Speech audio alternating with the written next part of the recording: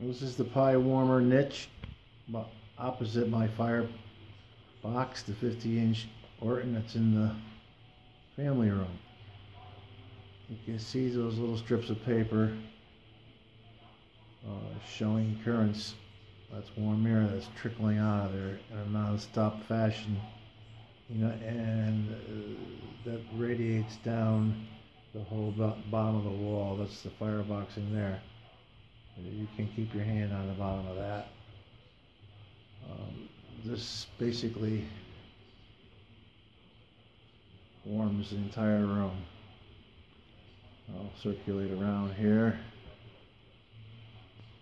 and that's the kitchen area, and this circulates around to another one, and then over to the fireplace down there. That's usually always burning. Anyways,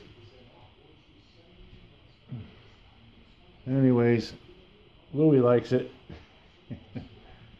I'll get a little closer.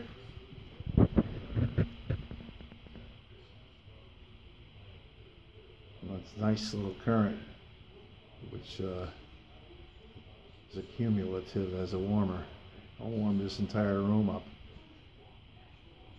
Never mind the bottom of the wall in here. If I dare light that stove, you heat the whole house here and upstairs too, but I haven't lit that stove in 3-4 years. I don't need it. That's how much we like the atmosphere. Ambiance they call it, but the warmth from the thermal mass is amazing.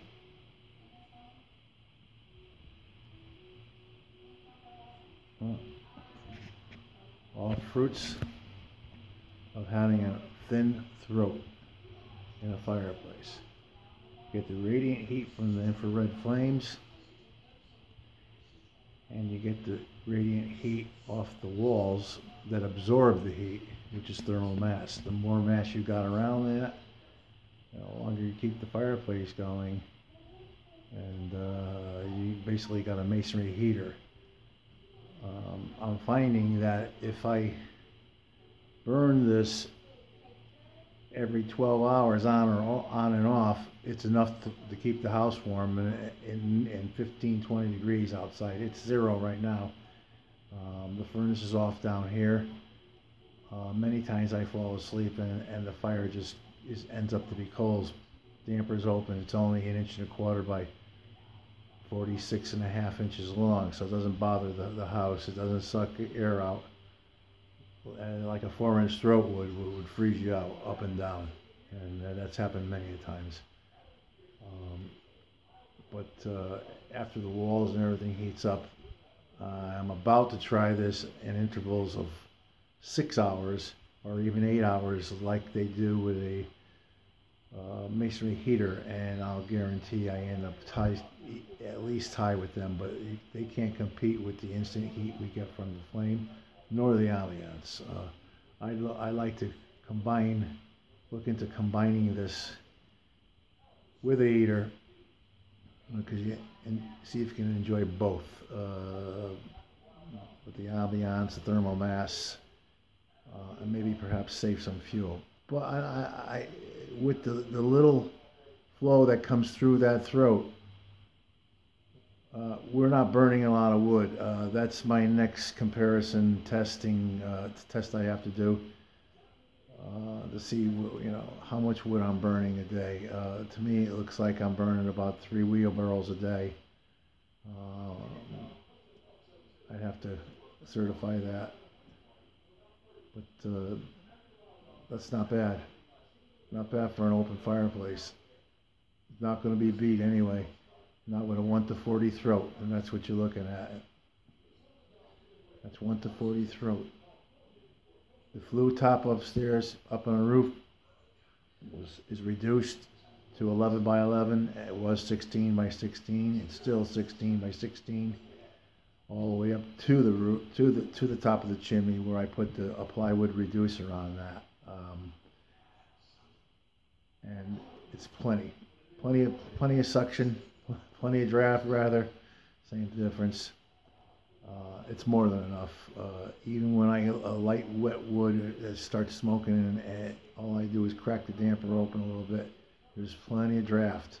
So I don't know where ASHRAE or any other scientific board came up with all these recommendations for airflow via fluid areas, sizes, but they seem very excessive. It has everything to do with the design of the fireplace, throat chamber, dampers,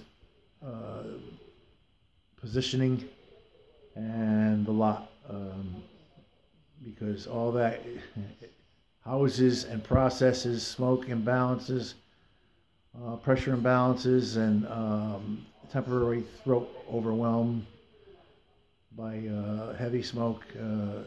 All that has to be processed, reprocessed, reintroduced, and up a nice easy flowing chimney. Without all that, sure, you're going to need excess flow, which can lead to turbulence in itself, causing its own problems, because turbulence feeds on velocity.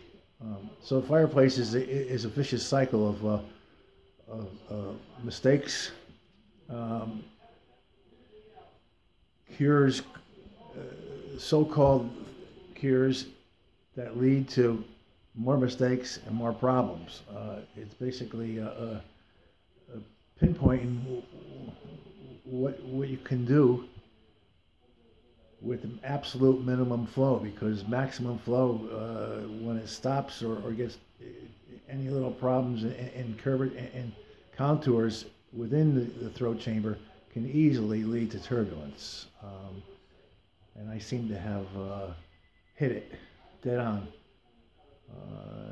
I got 3 fireplaces here. They're all burning at 150, 1 to 40, and I can even get up to 1 to 60. But you can't blink or walk by it, without sucking the smoke out. That's how slow the flow is. But if you're home alone and you're nice and cozy, you can certainly close that thing down and enjoy that. That's in the basement. The bigger fireplaces are harder to get to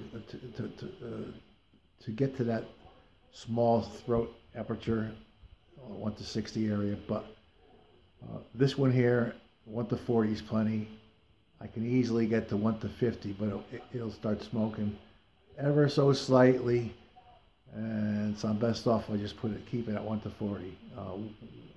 Incidentally, you're only looking at 1/8 of an inch.